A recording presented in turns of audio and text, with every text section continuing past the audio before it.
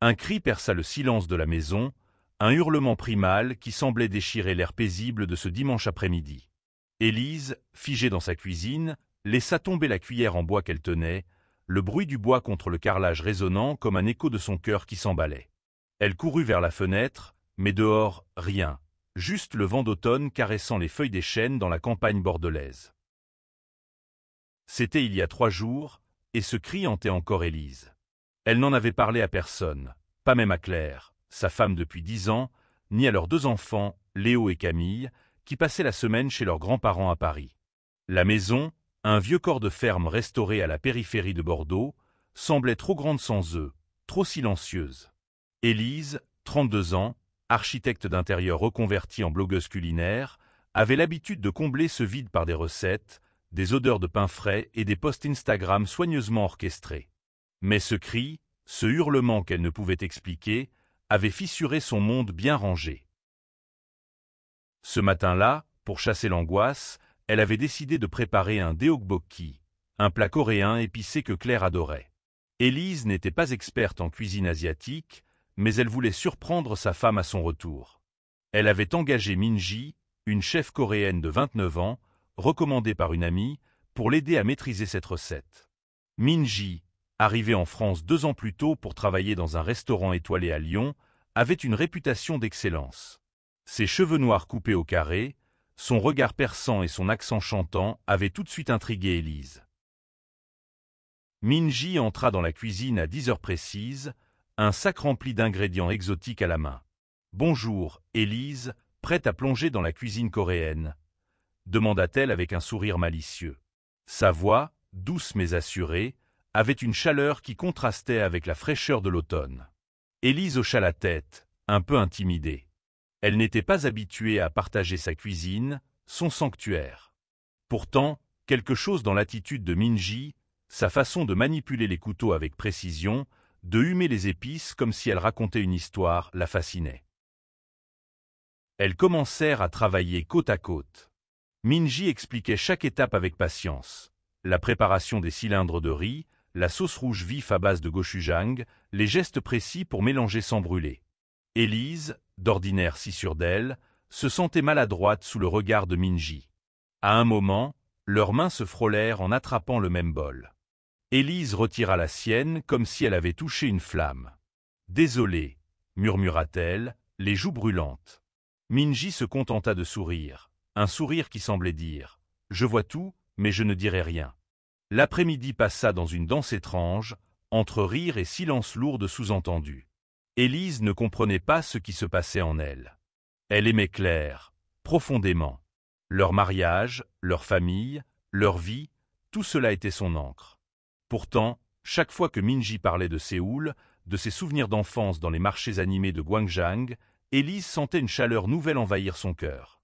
Était-ce de l'admiration, de la curiosité, ou autre chose, quelque chose qu'elle n'osait nommer? Vers 16 heures, alors que le deokbokki mijotait, Minji s'assit sur le bord du comptoir, un verre d'eau à la main. « Tu sais, Élise, en Corée, on dit que la nourriture est une histoire d'amour. Chaque plat que tu fais, c'est une lettre que tu écris à quelqu'un. » Elle marqua une pause, ses yeux plongés dans ceux d'Élise. « À qui écris-tu cette lettre ?» Élise sentit son souffle se couper. Elle voulait répondre à Claire, mais les mots restèrent coincés. À cet instant, un bruit sourd résonna à l'étage. Un craquement, comme si quelqu'un marchait sur le parquet. Minji fronça les sourcils. « Tu attends quelqu'un ?» demanda-t-elle. Élise secoua la tête, le cœur battant. La maison était vide. Ou du moins, elle était censée l'être. Elles montèrent ensemble à l'étage, Élise en tête, une lampe de poche à la main. Une précaution ridicule, mais elle se sentait vulnérable. Le couloir était silencieux, les portes des chambres closes. Élise ouvrit celle de Léo, puis celle de Camille. Rien. Pourtant, une odeur étrange flottait dans l'air, comme du bois brûlé. Minji posa une main sur son épaule. Peut-être juste le vent? Ces vieilles maisons font des bruits bizarres. Mais on n'était pas convaincu. De retour dans la cuisine, Élise tenta de se concentrer sur le plat, mais son esprit était ailleurs. Ce cri, 3 jours plus tôt. Ce craquement, maintenant. Et cette femme, Minji, dont la présence semblait tout bouleverser. Elle se surprit à observer la courbe de ses lèvres, la façon dont elle repoussait une mèche de cheveux derrière son oreille. « Arrête, Élise, se dit-elle. Tu es mariée. Tu es heureuse. » Mais alors que Minji versait la sauce sur le deokbokki, elle se pencha légèrement vers Élise. « Tu as déjà pensé à ce que tu ferais si tu pouvais tout recommencer ?» demanda-t-elle, presque dans un murmure. Élise sentit une vague de panique et d'excitation mêlée. Elle ouvrit la bouche pour répondre, mais aucun son n'en sortit. À cet instant, la porte d'entrée claqua violemment, comme poussée par une rafale. Pourtant, dehors, le vent était calme. Élise sursauta, son cœur cognant dans sa poitrine. Minji, immobile, fixait la porte d'entrée, son calme apparent contrastant avec l'agitation d'Élise. « Reste ici, » murmura Élise, attrapant un couteau de cuisine par réflexe, plus pour se rassurer que par réelle menace. Minji haussa un sourcil, mais ne protesta pas, suivant Élise à pas feutrés vers l'entrée. Le hall était plongé dans l'ombre, la lumière de l'après-midi filtrant à peine à travers les rideaux épais. La porte était entr'ouverte, oscillant légèrement comme si quelqu'un venait de la franchir. Élise sentit une sueur froide couler dans son dos. « Claire » appela-t-elle, espérant entendre la voix familière de sa femme. Rien. Juste le silence, épais et oppressant. Minji posa une main sur son bras. Ça pourrait être un courant d'air. Ces vieilles maisons, mais ses yeux scrutaient l'obscurité avec une intensité qui trahissait son doute. Elles refermèrent la porte, vérifièrent la serrure, intacte, et retournèrent à la cuisine. Le deokbokki fumait doucement sur la cuisinière, son parfum épicé emplissant l'air. Élise posa le couteau, les mains tremblantes. « Je deviens folle », murmura-t-elle, plus pour elle-même que pour Minji.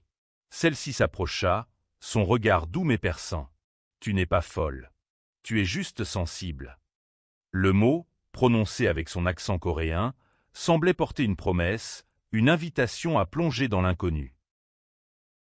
Elles reprirent la préparation du plat, mais l'atmosphère avait changé. Élise sentait une tension nouvelle, un fil invisible qui se tissait entre elles.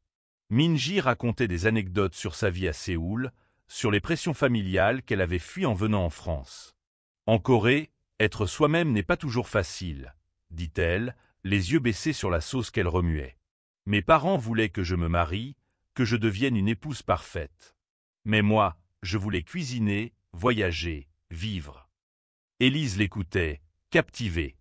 Elle connaissait ce sentiment, ce besoin de liberté. Même si elle adorait Claire et leurs enfants, une part d'elle, enfouie, rêvait parfois d'autre chose, d'une vie où elle n'aurait pas à se justifier, à se conformer. « Et toi » demanda Minji, brisant le silence. « Pourquoi fais-tu tout ça? Le blog, les recettes, cette maison parfaite ?» Élise hésita. Elle avait toujours vu sa vie comme un choix, un bonheur construit avec soin. Mais sous le regard de Minji, elle se sentait mise à nu. Pour Claire. Pour les enfants. Pour moi, je suppose. Sa voix tremblait, incertaine. Minji hocha la tête, comme si elle comprenait quelque chose qu'Élise elle-même ignorait. Elles finirent le deokbokki en silence, puis s'assirent pour le goûter. La première bouchée était une explosion de saveurs, sucré, épicé, réconfortant. « Tu es doué », dit Minji avec un sourire. Élise rougit, incapable de détacher ses yeux des siens. À cet instant, un nouveau bruit résonna, cette fois depuis la cave. Un raclement, comme si quelque chose de lourd était traîné sur le sol. Élise se leva d'un bond. « Ça suffit. Je vais voir. » Minji tenta de l'arrêter, mais Élise était déjà en route, sa lampe de poche à la main. La porte de la cave, au fond du couloir, était entr'ouverte. Elle était pourtant certaine de l'avoir fermée. Elle descendit les marches, l'odeur de moisi et de terre remplissant ses narines. Minji la suivit, son souffle rapide trahissant son inquiétude. En bas, rien ne semblait anormal. Des caisses de vin, des vieux meubles, des toiles d'araignée. Mais au fond, près d'un mur, Élise remarqua une boîte en métal qu'elle n'avait jamais vue. Elle s'agenouilla, l'ouvrit, et y trouva une pile de lettres jaunies, attachées par un ruban rouge. Les enveloppes portaient son nom, écrit d'une main tremblante. « Qu'est-ce que c'est » murmura Minji, penché par-dessus son épaule. Élise, le cœur battant, ouvrit la première lettre. Elle était datée de 2005, bien avant qu'elle n'achète la maison avec Claire. Les mots, écrits en français, parlaient d'amour, de désir interdit, d'une femme qui avait aimé une autre dans l'ombre. Élise sentit une boule se former dans sa gorge. Qui avait écrit ces lettres? Et pourquoi étaient-elles adressées à elle? Minji posa une main sur son épaule, un geste simple mais chargé d'une intimité qu'Élise ne pouvait ignorer. « On dirait que cette maison a des secrets », dit Minji doucement. Élise acquiesça, incapable de parler. Elle rangea les lettres, décidant de les lire plus tard, loin de ce sous-sol oppressant. De retour dans la cuisine, l'ambiance était différente. Minji s'approcha, ses yeux plongés dans ceux d'Élise. « Tu sais, parfois, les secrets d'une maison réveillent ce qu'on porte en nous. » Élise sentit son cœur s'accélérer. Elle voulait protester, dire qu'elle était heureuse, que sa vie était parfaite. Mais les mots de Minji résonnaient trop fort, éveillant une vérité qu'elle avait longtemps enfouie. Alors que la nuit tombait, Minji proposa de rester un peu plus longtemps. « Juste pour s'assurer que tout va bien », dit-elle avec un sourire. Élise accepta, incapable de refuser. Elles s'installèrent dans le salon, un verre de vin à la main, les lettres posées sur la table basse. Élise savait qu'elle jouait avec le feu, mais une part d'elle, celle qu'elle avait ignorée pendant des années, voulait voir jusqu'où les flammes pouvaient l'emmener. Le feu crépitait dans la cheminée, projetant des ombres dansantes sur les murs du salon. Élise, assise sur le canapé, serrait son verre de vin comme une encre, tandis que Minji, installé en face d'elle, feuilletait distraitement un vieux carnet de recettes trouvé sur une étagère. Les lettres, toujours posées sur la table, semblaient attendre, lourdes de secrets. « Tu vas les lire » demanda Minji, brisant le silence. Sa voix était douce, mais il y avait une pointe de défi dans son ton. Élise hésita.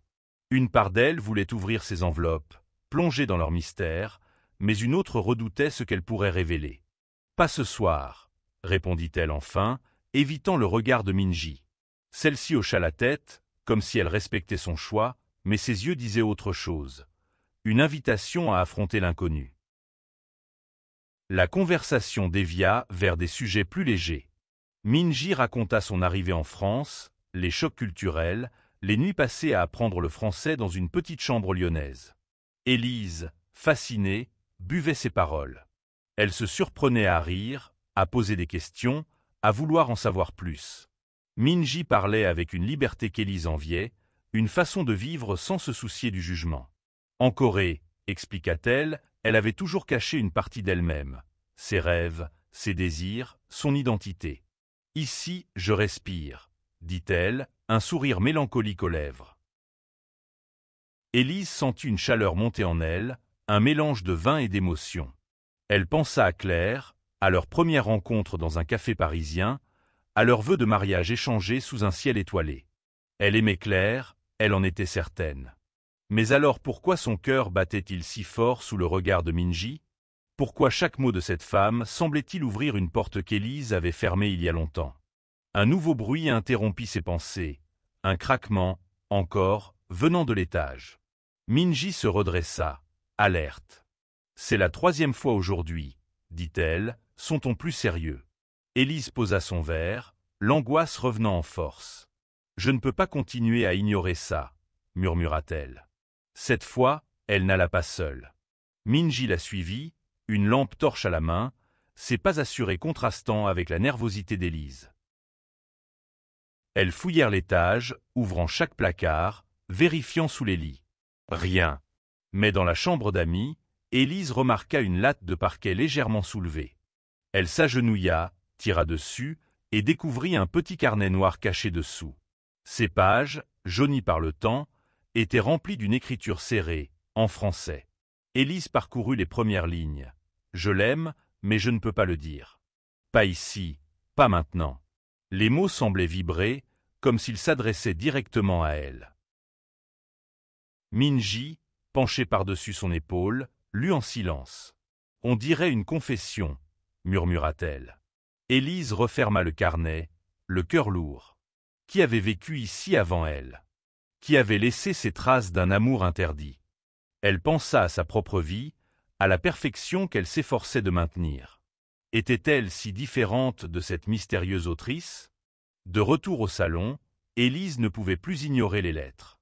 Elle en ouvrit une, les mains tremblantes. Les mots, écrits à l'encre noire, parlaient d'une femme nommée Sophie, qui avait aimé une autre femme dans les années 80, dans cette même maison. Une histoire d'amour brisée par la société, par la peur. Élise sentit les larmes monter. « C'est comme si cette maison voulait me dire quelque chose », murmura-t-elle.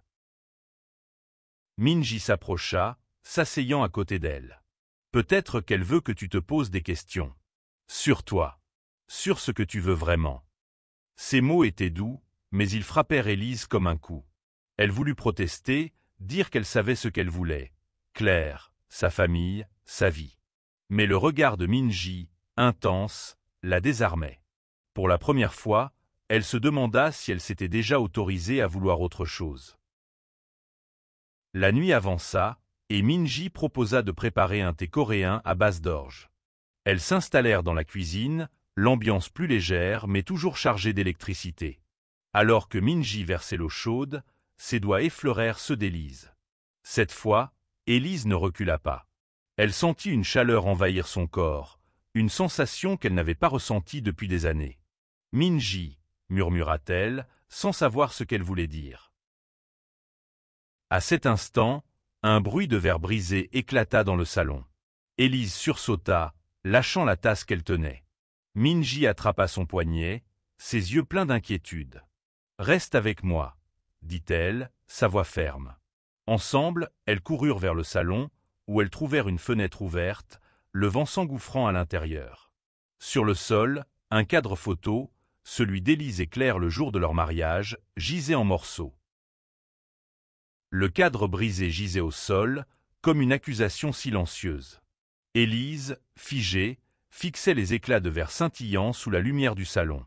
La photo d'elle et Claire, riant sous une arche de fleurs, semblait déchirée par plus que le simple accident. Minji s'agenouilla, ramassant les morceaux avec précaution. « Ce n'est qu'un cadre », dit-elle doucement, mais son regard trahissait une inquiétude qu'elle ne pouvait cacher. Élise sentit une vague de culpabilité l'envahir. Était-ce un signe? Une punition pour les pensées qu'elle n'osait pas formuler? Elle se précipita pour fermer la fenêtre, le vent froid mordant ses joues. « Cette maison, elle est hantée », murmura-t-elle, à moitié sérieuse. Minji, toujours accroupi, leva les yeux vers elle. « Pas hantée. Elle parle, c'est tout.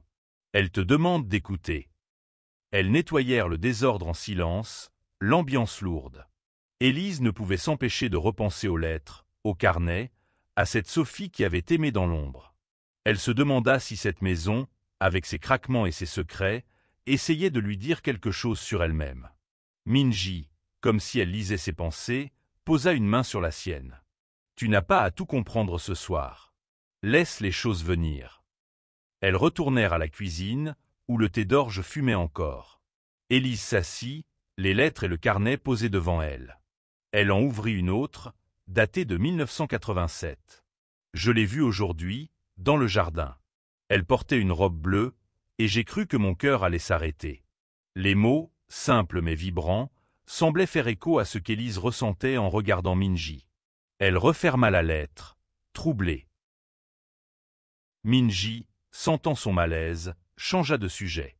Elle parla de sa vie à Séoul, des attentes écrasantes de sa famille, de son coming out avorté à 20 ans. « J'ai essayé de leur dire que j'aimais les femmes. Ma mère a pleuré, mon père m'a ignoré. Alors je suis partie. » Sa voix tremblait légèrement, et Élise sentit une envie soudaine de la prendre dans ses bras. Elle se retint, mais l'effort était presque douloureux. « Et toi ?» demanda Minji, ses yeux plongés dans ceux d'Élise. « Tu as toujours su que tu aimais les femmes. » Élise rougit, surprise par la question. « Oui, enfin, je crois. Claire était ma première. » Elle marqua une pause, repensant à ses années d'adolescence, à ses doutes qu'elle avait enfouis. « Mais parfois, Je me demande si je me connais vraiment. Minji sourit, un sourire triste mais compréhensif. En Corée, on nous apprend à cacher nos désirs. Mais ici, en France, j'ai appris que les cacher, c'est se trahir soi-même. Ces mots frappèrent Élise comme une vérité qu'elle n'était pas prête à affronter. Elle voulut répondre, mais un nouveau bruit, un grincement, cette fois, venant de l'entrée, l'interrompit. Cette fois, Élise n'hésita pas. Elle attrapa une lampe et se dirigea vers la porte, Minji sur ses talons. Elles trouvèrent la porte d'entrée entr'ouverte, encore. Mais cette fois, une empreinte boueuse marquait le seuil. Élise sentit son estomac se nouer. « Quelqu'un est entré », murmura-t-elle. Minji, pragmatique, inspecta les lieux. Peut-être un voisin? Un animal? Mais son ton manquait de conviction. Elles décidèrent d'appeler la police, mais le réseau téléphonique, capricieux dans cette zone rurale, ne passait pas. Élise sentit la panique monter. « On devrait partir », dit-elle. Minji secoua la tête. « Pas question.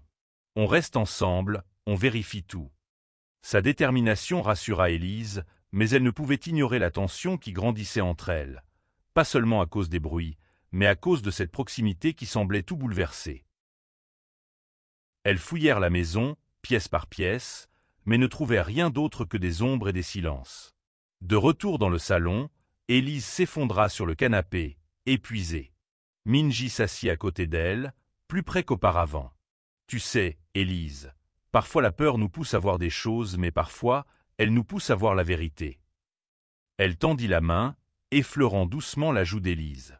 Ce contact, léger mais électrique, fit frissonner Élise. Elle voulut reculer, mais son corps refusa. Les yeux de Minji, profonds et sincères, semblaient l'appeler. « Je ne sais pas ce que je fais », murmura Élise, sa voix tremblante. Minji sourit doucement. « Moi non plus. Mais je sais ce que je ressens. » À cet instant, leurs lèvres se rapprochèrent, hésitantes, comme si le monde entier retenait son souffle. Mais avant qu'elle ne puisse aller plus loin, un cri, le même cri primal qu'Élise avait entendu 3 jours plus tôt, déchira la nuit. Il venait de l'extérieur, du jardin. Élise bondit, le cœur battant, et courut vers la fenêtre. Dans l'obscurité, une silhouette indistincte se tenait sous les chênes, immobile. La silhouette sous les chênes semblait taillée dans l'ombre, une forme vague mais humaine qui fit frissonner Élise. Elle agrippa le rebord de la fenêtre, son souffle court.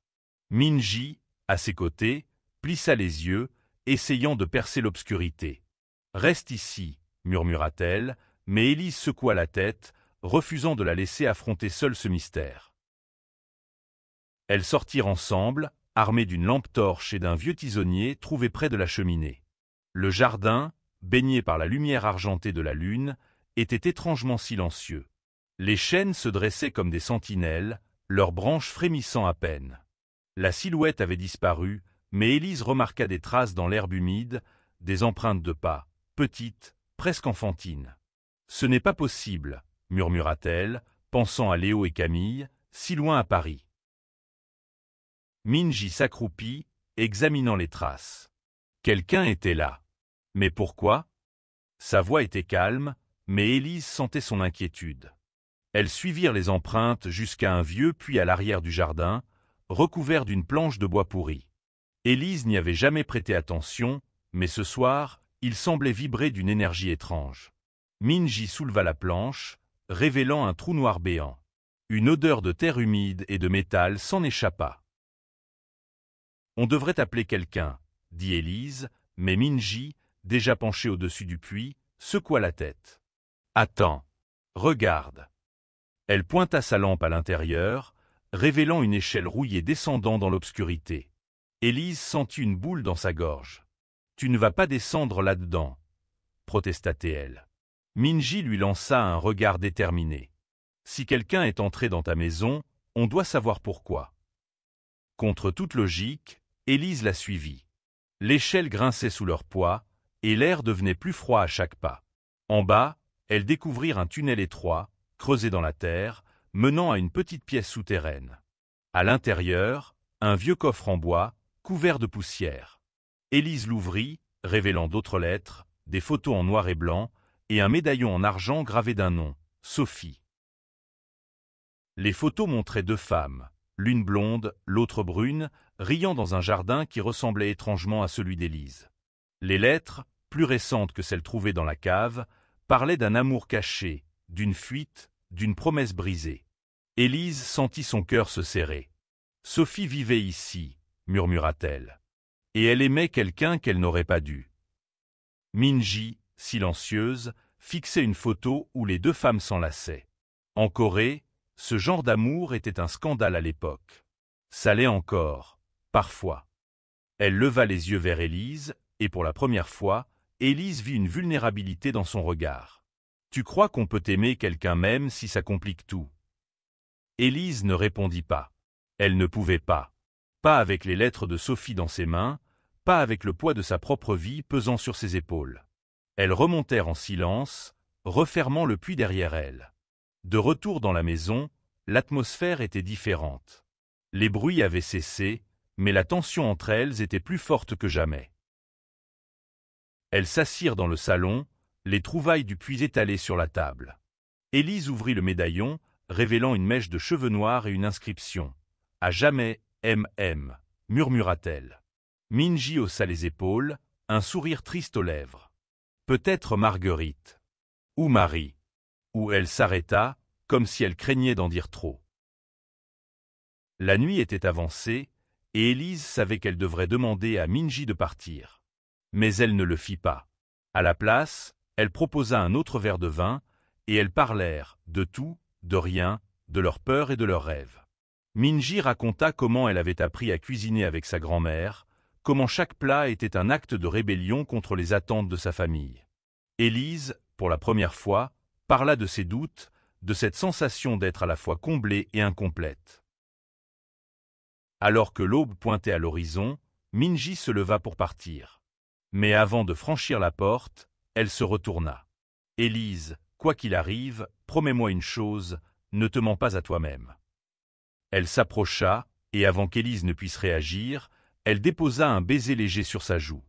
Puis elle disparut dans la nuit, laissant Élise seule avec ses pensées et les secrets de la maison. Le baiser de Minji brûlait encore la joue d'Élise, comme une marque invisible qu'elle ne pouvait ignorer. Elle resta immobile dans l'entrée, la porte entr'ouverte laissant entrer l'air frais de l'aube. La maison, silencieuse pour la première fois depuis des jours, semblait retenir son souffle, comme si elle attendait la prochaine décision d'Élise. Elle retourna au salon, où les lettres et le médaillon reposaient sur la table. Elle prit une profonde inspiration et ouvrit une autre lettre. Celle-ci était différente, plus désespérée. « Je ne peux plus vivre ainsi, monsieur, je t'aime, mais cette maison, ce village, il nous étouffe. Je pars ce soir. » Élise sentit un frisson la parcourir. Sophie avait fui. Mais où? Et qui était M? Elle pensa à Minji, à son prénom commençant par la même lettre, et repoussa cette idée absurde. Pourtant, l'histoire de Sophie semblait se mêler à la sienne, comme un miroir déformant. Le lendemain, Élise tenta de reprendre une vie normale. Elle rangea la maison, prépara des croissants pour le retour de Claire et des enfants, prévu dans 2 jours.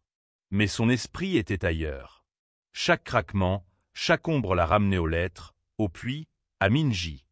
Elle se surprit à vérifier son téléphone, espérant un message de la chef coréenne. Rien. Juste le silence. Vers midi, Minji réapparut, un panier d'ingrédients à la main. « J'ai pensé qu'on pourrait essayer une autre recette, » dit-elle avec un sourire timide. Élise, surprise mais secrètement ravie, accepta. Elles se mirent à préparer un bibimbap, un plat coloré qui demandait précision et harmonie. Travailler avec Minji était comme danser. Chaque geste, chaque regard semblait chargé de sens. Alors qu'elle mélangeait les légumes, Minji brisa le silence. « Tu as lu d'autres lettres ?» Élise hocha la tête, hésitante. « Elles me font peur. Pas à cause de ce qu'elles disent, mais à cause de ce qu'elles me font ressentir. » Minji s'arrêta, son couteau en l'air. « Et qu'est-ce que tu ressens ?» Élise déglutit, incapable de répondre. Elle voulait dire qu'elle était fidèle, qu'elle aimait Claire, mais les mots sonnaient faux dans sa tête. L'après-midi passa dans une étrange intimité. Minji parlait peu, mais sa présence suffisait à remplir la pièce. À un moment, alors qu'elle dressait le plat, leurs mains se frôlèrent à nouveau. Cette fois, Élise ne recula pas.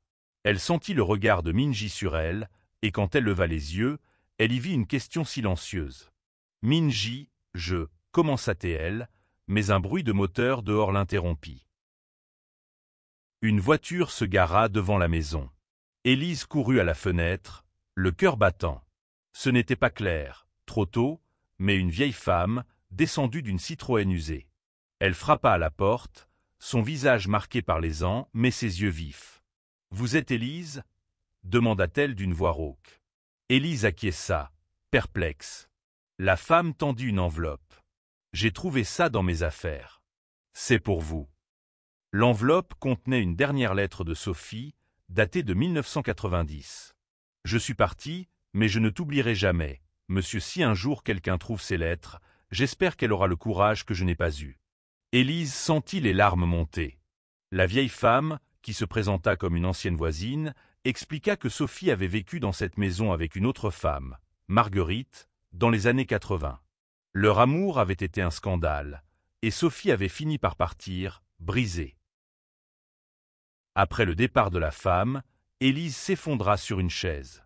Minji s'approcha, posant une main sur son épaule. « Tu vois, cette maison te parle.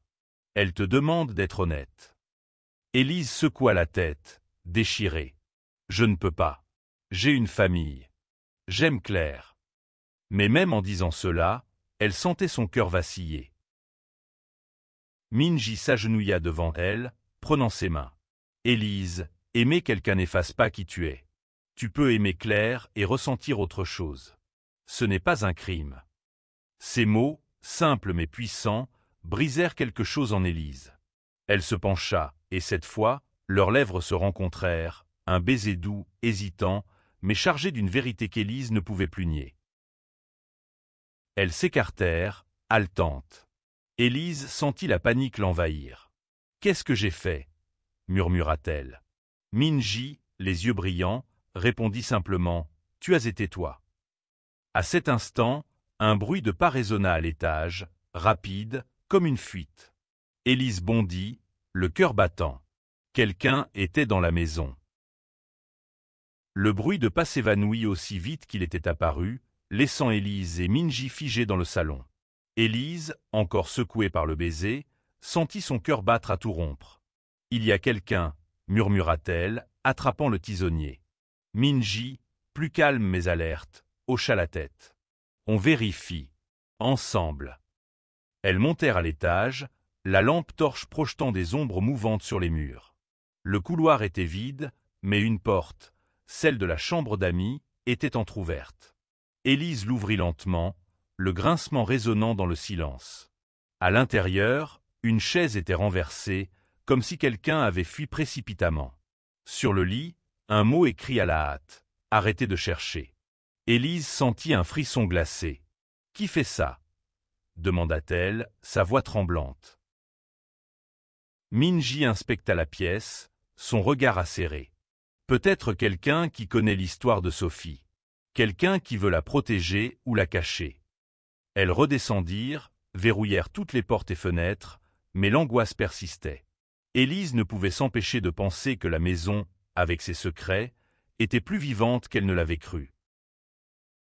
Elles s'assirent dans la cuisine, épuisées. Minji brisa le silence. « Élise, ce qui s'est passé, je ne regrette rien. Mais je ne veux pas te pousser à faire quelque chose qui te fait peur. » Élise, les larmes aux yeux, secoua la tête. « Ce n'est pas toi qui me fais peur. C'est moi. Je ne sais pas qui je suis, pas vraiment. » Elle pensa à Claire, à leurs enfants, à la vie qu'elles avaient construite. Mais elle pensa aussi à Sophie, à cet amour qu'elle n'avait pas pu vivre pleinement. Minji prit sa main, un geste doux mais ferme. « Tu n'as pas à choisir maintenant, mais tu mérites d'être honnête avec toi-même. » Ces mots, empreints de la sagesse d'une femme qui avait fui les attentes pour trouver sa vérité, touchèrent Élise profondément. Elle savait que Claire rentrerait le lendemain, que la réalité reprendrait ses droits. Mais pour ce soir, elle voulait juste être là, avec Minji, dans cette maison pleine de murmures. Le lendemain matin, Élise trouva un dernier indice, une clé, cachée sous le tapis de l'entrée, avec une étiquette. Puis, elle et Minji retournèrent au jardin, ouvrirent le puits, et trouvèrent une boîte scellée au fond. À l'intérieur, un journal intime, celui de Marguerite. Les dernières pages révélaient qu'elle était restée dans le village après le départ de Sophie, vivant dans l'ombre, gardant leur secret. « Si quelqu'un trouve ceci, écrivait-elle, j'espère qu'elle aura le courage d'aimer sans peur. » Élise referma le journal, les larmes coulant sur ses joues. Minji, à ses côtés, resta silencieuse, respectant son émotion. « Je dois parler à Claire, » dit enfin Élise. « Pas pour tout détruire, mais pour être honnête. » Minji hocha la tête, un sourire triste aux lèvres. « C'est tout ce qu'on peut faire. Être vrai. » Claire et les enfants rentrèrent dans l'après-midi. Élise, le cœur lourd, les accueillit avec des croissants et un sourire fragile. Minji était parti, laissant une note. « Merci pour tout, Élise. Trouve ton chemin. » Ce soir-là, après que Léo et Camille furent couchés, Élise s'assit avec Claire dans le salon. Elle lui parla des lettres, de Sophie, de Marguerite, et, avec une voix tremblante, de ce qu'elle avait ressenti avec Minji. Pas tout, pas le baiser, elle n'était pas prête, mais assez pour ouvrir une brèche. Claire écouta, silencieuse, ses yeux brillants de larmes. « Je t'aime, Élise, » dit-elle enfin. « Mais je veux que tu sois heureuse, même si ça veut dire explorer qui tu es. » Ces mots, pleins de générosité, brisèrent Élise. Elles s'enlacèrent, pleurant ensemble, conscientes que leur chemin serait désormais différent. Les semaines suivantes, Élise lut toutes les lettres, toutes les pages du journal. Elle comprit que Sophie et Marguerite avaient aimé dans un monde qui ne les acceptait pas, mais leur amour avait laissé une trace, une leçon. Élise ne revit pas Minji, mais elle garda son numéro, un lien fragile vers une vérité qu'elle apprenait à accepter. Elle et Claire décidèrent de consulter une thérapeute, non pas pour réparer, mais pour redéfinir leur amour, leur famille. La maison, désormais silencieuse, semblait apaisée. Élise y voyait un refuge, un lieu où elle pouvait être elle-même, avec ses doutes, ses désirs, ses espoirs. Elle commença un nouveau projet de blog, dédié aux recettes et aux histoires d'amour, celles qui triomphent, celles qui s'effacent, celles qui transforment. Et dans chaque plat, elle mettait un peu de Sophie, un peu de Minji, un peu d'elle-même.